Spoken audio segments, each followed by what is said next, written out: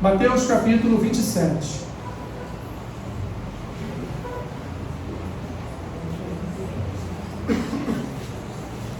Mateus capítulo 27, versículo 45.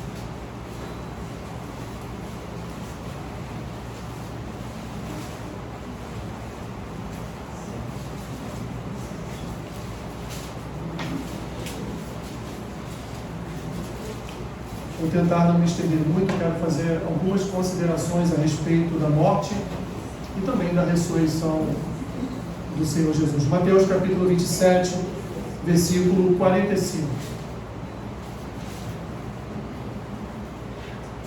Amém? Desde a hora nona, desde a hora sexta até a hora nona, houve trevas sobre toda a terra. Por volta da hora nona, clamou Jesus em alta voz, dizendo: Eli, Eli, lama sabachthani? O que quer dizer: Deus meu, por que me desamparaste? E alguns dos que ali estavam ouvindo isto diziam: Ele chama por Elias. E logo um deles correu a buscar uma esponja, e tendo-a embebido de vinagre e colocado na ponta de um caniço, deu-lhe a beber. Os outros, porém, diziam: Deixa, vejamos se Elias vem salvá-lo. E Jesus, clamando outra vez com grande voz, entregou o Espírito. Eis que o véu do santuário se rasgou em duas partes, de alto a baixo. Tremeu a terra, fenderam-se as rochas. Abriram-se os sepulcros, e muitos corpos de santos que dormiam ressuscitaram. E saindo dos sepulcros, depois da ressurreição de Jesus, entraram na cidade santa e apareceram a muitos.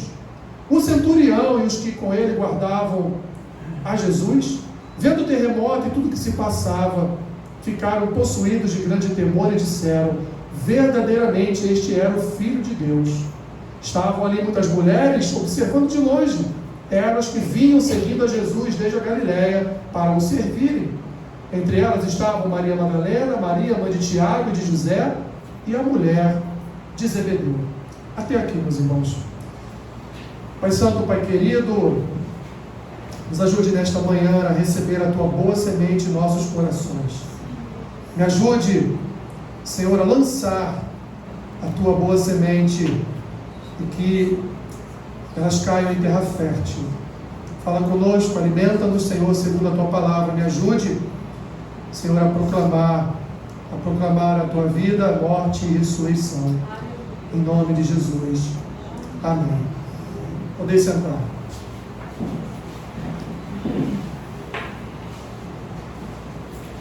Mais uma praga anunciada, a última, a derradeira praga, e a pior de todas. Cada família israelita, como foi orientada, tomou do seu próprio cordeiro sem defeito, e macho de 1 ano, conforme orientação de Moisés, vinda do Senhor. No dia combinado, o que aconteceu? Toda a congregação, toda a cidade onde estavam os israelitas, imolou o cordeiro, cada um na sua casa com sua família, e o sangue do animal serviu para marcar as ombreiras e as vergas de cada porta, de cada casa, como um sinal de que ali a praga não chegaria, de que o espírito da morte passaria por aquela porta, e veria então a marca de que aquela família era uma família do Senhor. O nome disso, onde está registrado, esta é a Páscoa do Senhor, inaugurada no momento em que precedeu a libertação do povo da escravidão do Egito, e foi ali proclamada, meus irmãos, não como um acontecimento momentâneo, um acontecimento da hora, um acontecimento ali, naquele lugar, mas foi um acontecimento que viraria um estatuto perpétuo, que seria celebrado por todas as demais gerações. O povo seria liberto da escravidão do Egito, e esta forma de libertação, esta forma de socorro do Senhor, seria lembrada para sempre. O cordeiro e o sangue foram os instrumentos de Deus para salvar o seu povo. O cordeiro acabou por ocupar na sua morte o lugar de cada uma daquelas famílias israelitas. Essa, meus irmãos, é a base, ou podemos dizer o início da maior história já registrada na humanidade, a história do nosso Senhor e Salvador. Uma história iniciada na salvação do povo, da nação de Deus, de uma escravidão de mais de 400 anos, através de um homem levantado por Deus para ser o agente daquela salvação. E no derradeiro dia, em que Deus enviaria a praga vicária, a praga que levaria, então conduziria pela dor o coração de Faraó a libertar aquele povo da escravidão, foi instituído o que nós conhecemos como a Páscoa do Senhor, ou como os israelitas chamam, o Pessah. A Páscoa do Senhor, a passagem do anjo da morte, levando aqueles que não possuíam a marca, o sangue do Cordeiro nas portas da sua casa. O início, meus irmãos, porque foi exatamente isso que Deus fez por todos nós. Ele, assim como providenciou no passado um sacrifício e um sangue aspergido em casas para salvar um povo, para salvar a sua nação, Ele também, por ocasião, meus irmãos, da morte de Jesus Cristo, Ele providenciou um cordeiro também para ocupar o nosso lugar. E não só isso, no sangue ou através do sangue deste cordeiro, Ele também nos ungiu, Ele também nos cobriu, não mais os umbrais ou as vergas da porta, mas os umbrais e as vergas da nossa vida, do nosso coração. A Páscoa para nós cristãos é um momento de celebrar. Celebrar o quê? Celebrar a conclusão da paixão do nosso Senhor e Salvador Jesus Cristo. Aquele lugar chamado de cruz deveria, meus irmãos, ter sido ocupado por cada um de nós. Quando olhamos para a imagem do Cristo crucificado naquele madeiro, podemos ver a nossa própria imagem em Cristo, porque afinal de contas Ele estava levando sobre si mesmo toda a nossa vida, toda a nossa existência, toda a nossa história, todos os nossos pecados, todas as nossas iniquidades. Mas Ele se colocou naquele madeiro, não foi para dizer a nós, olha, como eu sou bonzinho, vir salvá-los. Não, Ele se colocou naquele madeiro, primeiro porque Ele é bom, segundo porque Ele nos amou antes do mundo ser fundado, e terceiro, meus irmãos, porque nós não suportaríamos a dor de uma vida eterna longe do Senhor. A criação, a sua criação, os seus, não suportariam, meus irmãos, não suportariam experimentar nem mesmo a metade do cálice da ira de Deus, o que dirá todo o cálice sendo derramado sobre nós. Mas Ele suportou sobre si, pense comigo, Ele suportou sobre si, meu irmão e minha irmã, os pecados de Adão, os pecados de toda a geração de Adão, até o último a nascer na face da terra antes da sua volta. Ele levou sobre si todos os pecados da humanidade através de toda a história.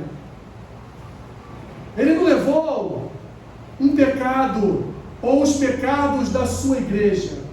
Ele levou os pecados de toda a humanidade, embora não seja, a toda a humanidade não será salva, mas Ele levou sobre si os pecados de toda a humanidade.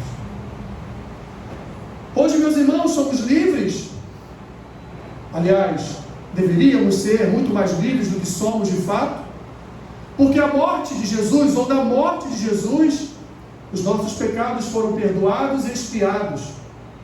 Nos foi dado na sua morte, como fizemos aqui a leitura do texto, nos foi dado na sua morte o livre acesso a Deus. Nos foi dado o poder de nos reconciliarmos com o nosso Criador. Nos foi dado, meus irmãos, a bênção da justificação, porque fomos justificados na morte do Senhor Jesus. Fomos recolocados na família de Deus, realocados na família de Deus. Somos hoje, meus irmãos, não mais a criação de Deus, mas somos os filhos de Deus. Não somos mais chamados por Deus de minhas criaturas, mas somos chamados por Deus de meus filhos. meus amados filhos. Deus, meus irmãos, nos deu a oportunidade de ter intimidade com Ele, e não só isso, como um ato maior da obra de Cristo no Calvário, possuímos a salvação eterna, alcançada por meio do derramar da sua graça e do lavar regenerador do seu sangue sobre as vergas e os umbrais das nossas vidas, do nosso coração. Eu poderia parar por aqui, porque a história foi contada, o Evangelho foi pregado, mas eu quero ir além. No dia em que tudo isso aconteceu, meus irmãos, no dia da morte do Senhor Jesus, as trevas dominaram o cenário terreno como num filme apocalíptico, como se todo mundo estivesse ali acabando, sendo destruído. Pois no momento exato em que Cristo estava ali por entregar a sua vida, entregar o seu Espírito ao Pai, o que vemos e o cenário que nos é apresentado é que toda a terra estava em trevas. A natureza chorou o sacrifício do seu Criador. Deus estava derramando o cálice da sua ira sobre o seu Filho, e as transgressões de toda a humanidade estavam castigando e ferindo sua alma, a ponto dele sentir-se desamparado do Pai, ao ponto dele perguntar ao Pai: por quê? Por que nesse momento estou a sós? Porque nem um só anjo há aqui ao meu redor. Porque, Pai, me sinto tão só. Porque é isso que o pecado faz, meus irmãos. O pecado mata. O pecado, ele silencia a voz de Deus no nosso coração, assim como os pecados que estavam sendo lançados sobre a vida de Cristo estavam silenciando a voz de Deus sobre o coração do seu Filho, sobre a vida do seu Filho. Quando olhamos para o texto que Mateus, principalmente Mateus, nos apresenta sobre a morte do Senhor Jesus, nós podemos aqui, meus irmãos, podemos extrair 3 características ou 3 particularidades desta narrativa em torno da morte de Jesus. A primeira delas é, meus irmãos, que palavras notáveis que Jesus pronunciou pouco antes da sua morte. Olha o que ele diz no versículo 46. Por volta da hora nona, clamou Jesus em alta voz, dizendo: Eli, Eli, lama sabachthani. Deus meu, por que me desamparaste? Por que me abandonaste? Porque estou aqui a sós. Muitos são os cristãos, os autores cristãos que falam a respeito desta frase de Jesus. Muitos são aqueles que tentam tecer comentários do porquê que Jesus falou, porquê que Jesus clamou a Deus por sua presença, porquê que Jesus se sentiu desamparado, e podemos, meus irmãos, através de vários autores, ver várias interpretações para essa momentânea ausência de Deus na vida de Jesus, na vida daquele Jesus que naquele momento ali era homem, mas ainda era Senhor, era Deus. Como sondar essas palavras? Porque ali naquele momento, meus irmãos, não era mais a dor corporal o motivo destas palavras, pois Jesus já estava à beira da morte, e certamente o seu corpo já estava formigando. A dor nem fazia mais parte daquele momento, pois ele já havia apanhado tanta carne já havia sido arrancada das suas costas pelo gato de 9 caudas. Conhece o gato de 9 caudas? Era um chicote que os romanos utilizavam para chicotear os seus prisioneiros, com pedaços de ossos de animais, toda sorte de objetos cortantes na ponta das cordas que passavam nas costas daquele que estava ali sendo chicoteado, como Paulo foi algumas vezes, e alguns dizem que era possível até mesmo ver os ossos daquele que era castigado pelo chicote, chicote ou gato de 9 caudas. Mas Jesus estava ali, meus irmãos, sofrendo uma incrível pressão sobre a sua alma. uma enorme carga de pecados de todo mundo. Porque afinal de contas, naquele momento, ele estava levando sobre si, como o próprio Isaías vai nos relatar na sua profecia, e outros textos vão nos dizer, ele estava sofrendo sobre si todas as nossas iniquidades, até as últimas consequências. Pense em um só pecado que talvez você já tenha cometido na sua vida. Ele foi objeto de dor da alma do nosso Senhor. Jesus foi feito, meus irmãos, verdadeira e literalmente o nosso substituto. Feito pecado e maldição por nós, pois a morte de cruz era uma maldição na família daquele que morria pela cruz. Era uma maldição sobre a vida daquele que era pregado no madeiro. Ele foi feito pecado e maldição por nós, suportando sobre si mesmo a justa ira de Deus contra os pecados de todo mundo, uma ira que deveria ser derramada sobre cada um de nós, mas que foi derramada sobre o seu Filho. Isaías vai nos revelar, no capítulo 53, versículo 10, que ao Senhor agradou moê-lo. Ao Senhor agradou moê-lo, fazendo-o enfermar. Que carga pesada, meus irmãos, sobre o nosso Senhor. Esse clamor de Jesus só prova o quanto Ele sofreu por todos nós, o quanto Ele sofreu por cada um de nós. Uma outra particularidade que podemos ver, meus irmãos, é quão profunda significação está contida também nas palavras que descrevem os momentos finais do nosso Senhor. Versículo 50 diz: Jesus, clamando outra vez com grande voz, entregou o seu Espírito. Simples assim. Não houve no momento em que ele respirou ou expirou pela última vez, não houve um só movimento de Jesus Cristo, malabarismo, choradeira, e sim, meus irmãos, apenas um suspiro final. Todos estavam ali ao lado da cruz, olhando para aquele que estava sendo imolado naquele momento, estava sendo crucificado naquele momento. E o que eles viram, não viram absolutamente nada de extraordinário. Não saiu uma sombra do seu corpo. Naquele momento, nenhum anjo veio do céu e ali tocou em Jesus. Ele estava morrendo ali naquele momento como um homem, como o ladrão, ou os ladrões que morreram também ao seu lado. Teve o seu último suspiro, o seu último respirar, e ali então proclamou, declarou o entregar do seu Espírito ao Senhor. Viram ali uma pessoa morrendo, portanto, como todas as outras, com a agonia usual de quem morre pelo processo de crucificação, já sem ter como respirar, com o pulmão cheio já de sangue, e ali então, nas suas dores e nas suas enfermidades, no seu sofrimento, ele entregou o seu Espírito.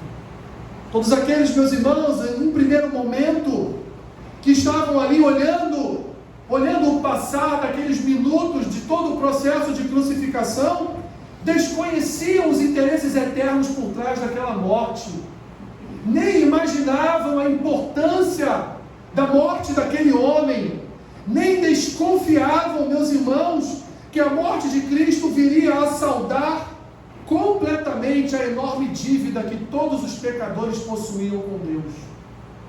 Nem imaginavam que no último suspirar de Cristo, o enorme escrito de dívida que tínhamos com Deus seria pago pelo Senhor Jesus. Não sabiam, inclusive, que naquele momento o Senhor estaria abrindo as portas da eternidade, estaria abrindo as portas de uma vida eterna, estaria abrindo as portas da oportunidade da salvação, estaria abrindo ali as portas, meus irmãos, de um relacionamento íntimo com o Senhor, pois a sua morte, o que ela satisfez? Ela satisfez todas as reivindicações da santa lei de Deus. Jesus cumpriu toda a lei em nosso lugar. Porque em todo o Antigo Testamento vimos, meus irmãos, como o povo de Deus seria incapaz de cumprir a lei. Jesus não veio só para a expiação dos nossos pecados, mas Ele veio também para ser aquele que cumpriria toda a lei em nosso lugar, porque nós não seríamos capazes de cumprir toda a lei. E hoje, meus irmãos, somos abençoados no cumprimento de toda a lei, porque o Senhor a cumpriu por cada um de nós. O que seria de nós, meus irmãos? Como olharíamos hoje para as Escrituras e andaríamos na presença de Deus segundo a sua lei? Só andamos, porque aquele que cumpriu toda a lei, Ele guia os nossos passos.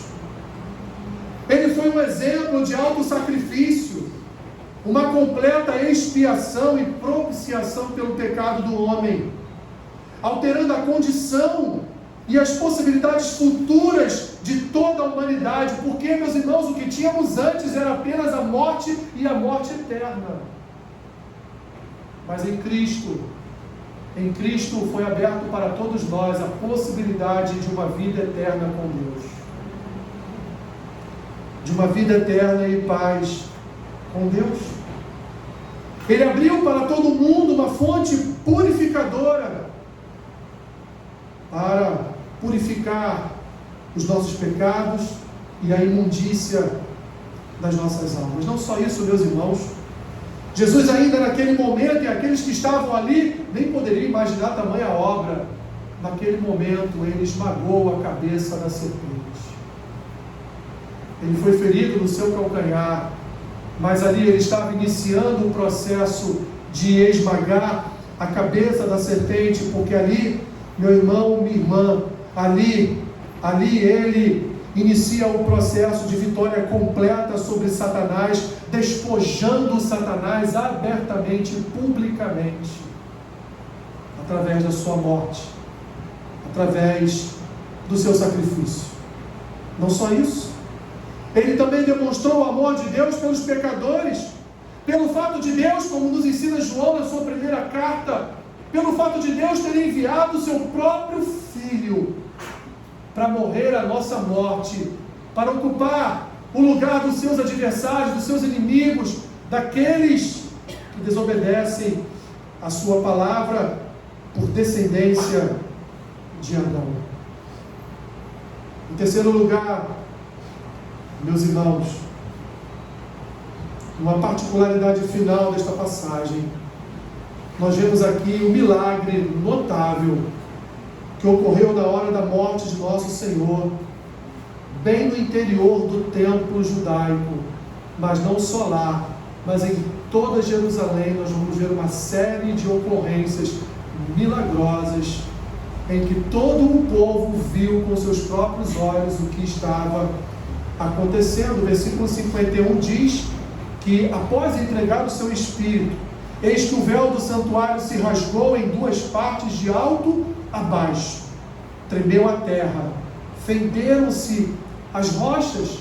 Nenhum dos outros sinais, meus irmãos, que acompanharam a morte de Jesus foi mais significante do que este, porque afinal de contas, o que era um véu que estava ali no santuário, senão uma impossibilidade de obtermos intimidade e relacionamento direto com Deus.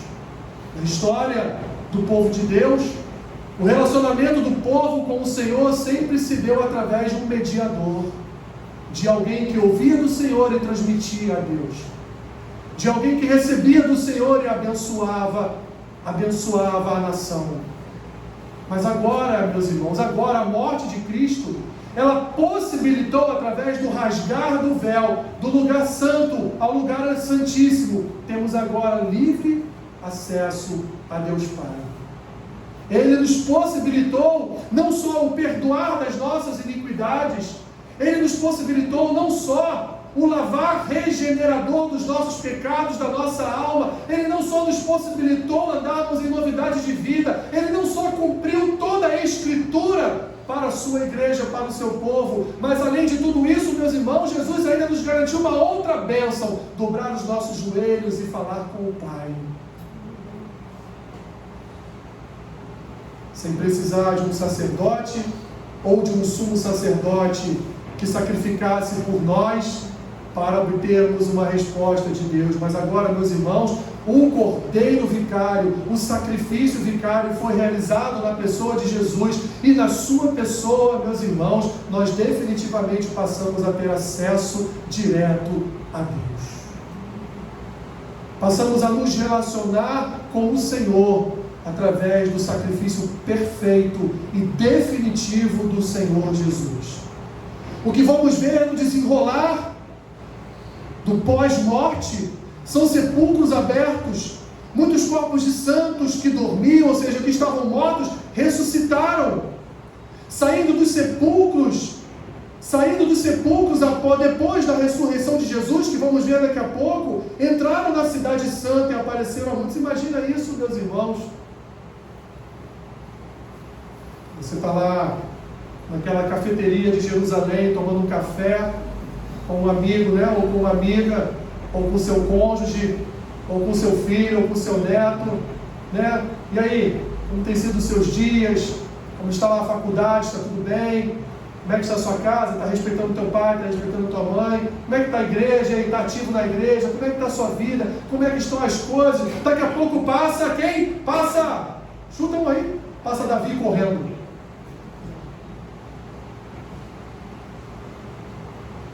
Daqui a pouco passa Salomão de um lado para o outro correndo. Daqui a pouco, quando você olha, está Ruth ali do seu lado na cafeteria. Foi isso que aconteceu, meus irmãos. Após a ressurreição de Cristo, vários santos foram ressuscitados também e andaram por Jerusalém e foram vistos por várias pessoas.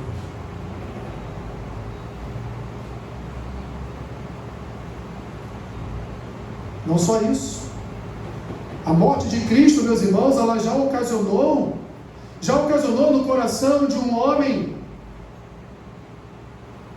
a primeira regeneração. Versículo 54. O centurião e os que com ele guardavam a Jesus, vendo o terremoto e tudo que se passava, ficaram possuídos de grande temor e disseram: o quê? Pela primeira vez após a morte de Cristo, alguém declara que verdadeiramente Jesus é Filho de Deus. Pela primeira vez após a morte de Cristo, nós vemos uma regeneração já acontecendo. E olha que ele nem havia ressuscitado ainda. Na sua morte, o centurião e os guardas que com ele estavam ali, guardando o corpo de Cristo, viram o terremoto, viram tudo que estava acontecendo à sua volta, as trevas inundando aquele contexto, e exclamaram ali: verdadeiramente este homem era o Filho de Deus. Mas o rompimento do véu, meus irmãos, ele proclamava o fim e o passar de uma lei cerimonial, pois esse véu representava a natureza inacessível de Deus até aquele momento. Agora, com a morte de Cristo, com o rasgar do véu, Deus passou a ser acessível a todos nós. Porque afinal de contas, o nosso mediador é o próprio Senhor. O próprio Deus é o nosso mediador. Jesus, que hoje nos media diante do Pai, Ele é o nosso Senhor, Ele é o nosso Salvador, Ele é Deus. E portanto, você não precisa mais ir até o seu pastor e dizer a ele: ore por essa causa, embora você possa, porque a oração do sacerdote nunca será demais. Mas você pode, na sua casa, no momento de dor, no momento de angústia, você pode hoje, meu irmão, minha irmã, você tem a liberdade de dobrar o seu joelho e clamar ao seu Senhor, e o seu Senhor, como diz o salmista, inclinará o seu ouvido e ouvirá a sua oração. E a oração de fé, ela surte efeito. Ele não só ouvirá, mas ele também responderá. Porque Jesus, ele nos permitiu livre acesso ao Pai. Era um sinal, meus irmãos, de que a antiga dispensação de sacrifícios e ordenanças já não era mais necessária. Não precisávamos mais comprar as pombinhas, os cordeiros, os cabritos, lá no pátio da igreja, para o sacerdote imolar, para o sacerdote matar e ofertar a Deus como expiação pelos nossos pecados. Não havia mais, portanto, essa necessidade de um sumo sacerdote, a necessidade da aspersão de sangue. Não havia mais a necessidade de um propiciatório terreno, nem oferta de incenso, nem um dia de expiação, meus irmãos, porque afinal de contas, o sumo sacerdote já realizou toda a obra por nós. Ele era o sumo sacerdote e o próprio Cordeiro. Ele realizou por completo toda a obra que antes dependíamos de homens, mas agora não dependemos mais, porque ele, meus irmãos, o verdadeiro sumo sacerdote, tinha finalmente aparecido para todos nós. O rompimento do véu, portanto, proclamava a abertura do caminho da salvação para toda a humanidade, embora toda a humanidade sabemos que não será salva, mas abriu a possibilidade de salvação para aqueles que creem no nome de Jesus como seu Senhor e Salvador. Antes, meus irmãos, tudo estava obscuro aos gentios e estava nebuloso aos judeus, mas agora todos foram convidados a aproximarem-se de Deus com ousadia e vir a Ele com confiança. Mas acabou por aí? Não acabou por aí. Olha o que diz o capítulo 28 de Mateus. No final do sábado, ao entrar o primeiro dia da semana, Maria Madalena e a outra Maria foram ver o sepulcro. E eis que houve grande terremoto, porque um anjo do Senhor desceu do céu, chegou-se, removeu a pedra e assentou-se sobre ela. O seu aspecto era como um relâmpago e a sua veste alva como a neve. E os guardas tremeram espavoridos e ficaram como se estivessem mortos.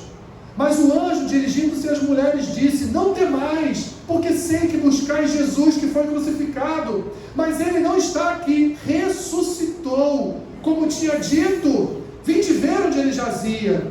E depois depressa, e dizer aos seus discípulos que ele ressuscitou dos mortos, e vai adiante de vós para a Galiléia, ali o vereis, é como vos digo. E retirando-se elas apressadamente do sepulcro, tomadas de medo e grande alegria, correram a anunciar aos discípulos. E eis que Jesus veio ao encontro delas e disse: salve! E elas, aproximando-se, abraçaram-lhe os pés e o adoraram.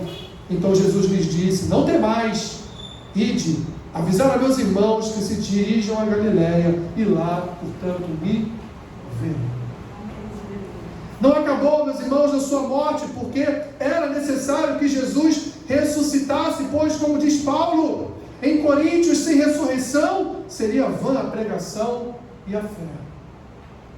Sem ressurreição seria vã a esperança. Sem ressurreição não haveria salvação. Sem ressurreição não haveria vida e paz com Deus. Sem ressurreição não haveria, portanto, vida eterna, meus irmãos, pois ele foi a primícia dos que dormem.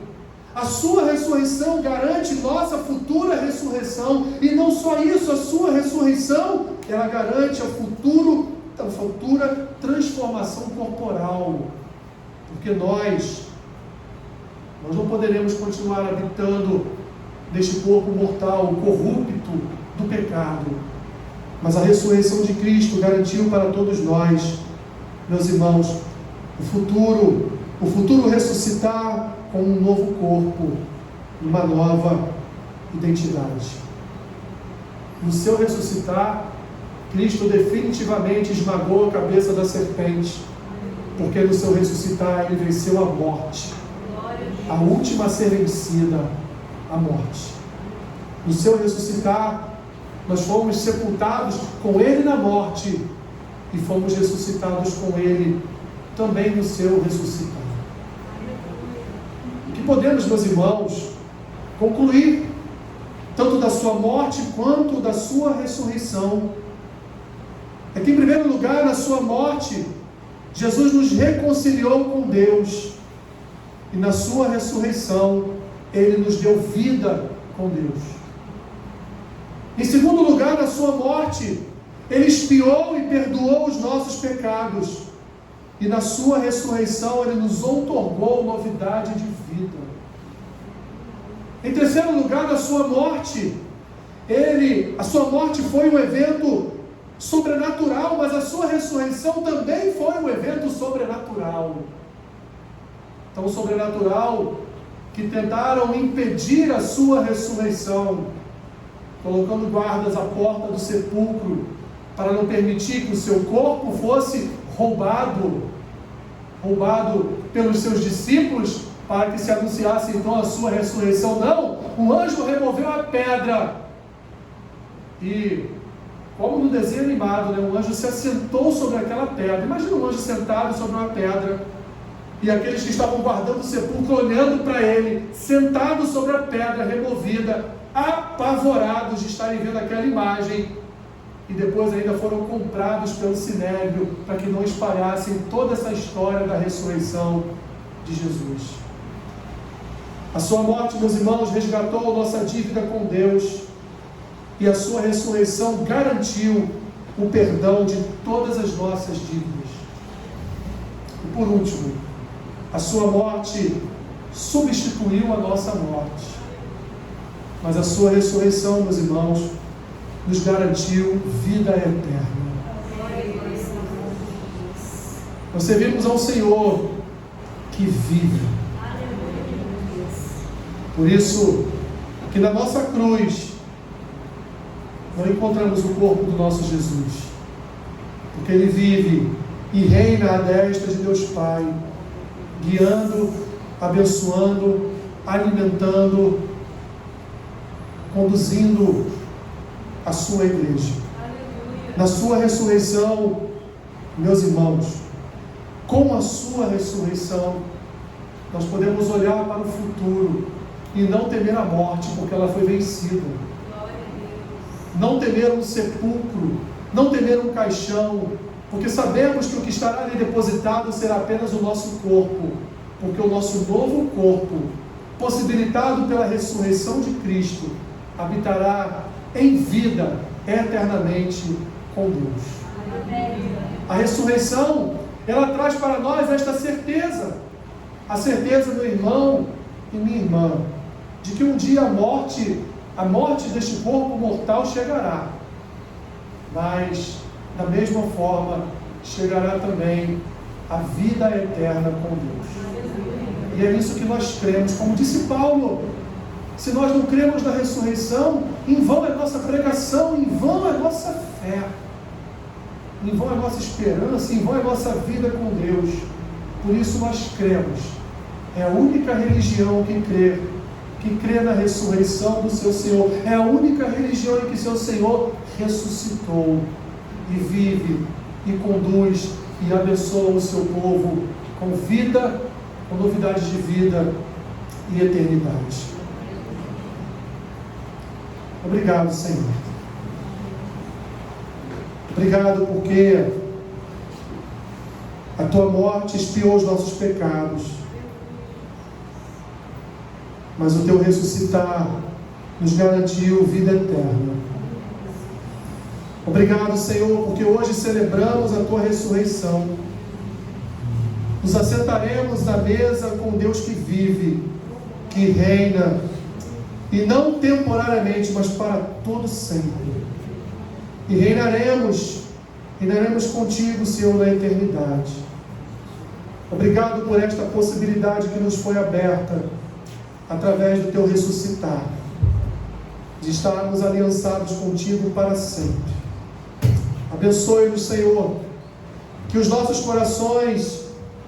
nossos corações habite sempre a tua ressurreição, garantindo a nós uma ressurreição futura e eterna. Em nome de Jesus. Amém. Eu quero ler uma oração antes de ministrarmos a ceia.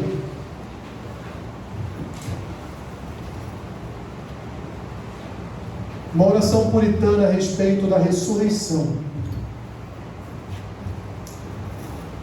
Ó Deus do meu êxodo, grande foi a alegria dos filhos de Israel quando o Egito pereceu na praia.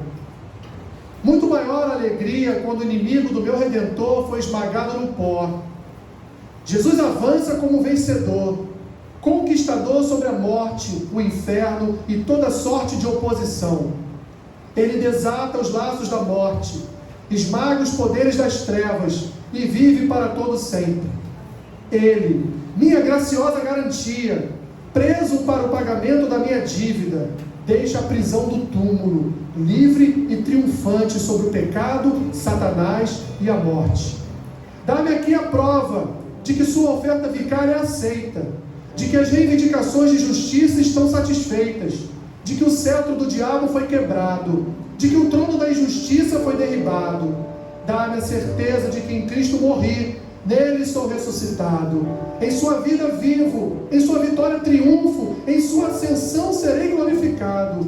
Adorável Redentor, tu que foste erguido sobre a cruz, ascendeste ao mais alto céu.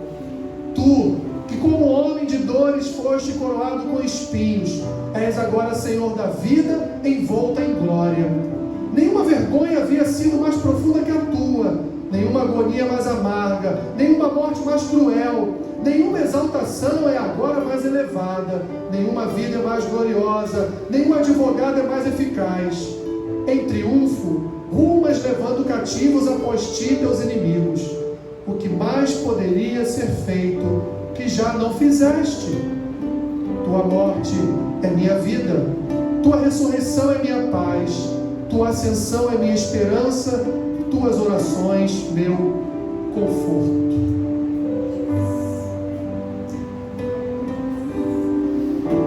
Senhor, abençoa os elementos que serão agora entregues à tua igreja. Obrigado por tua permissão de nos assentarmos contigo neste dia, Senhor. Abençoe-nos em nome de Jesus. Amém.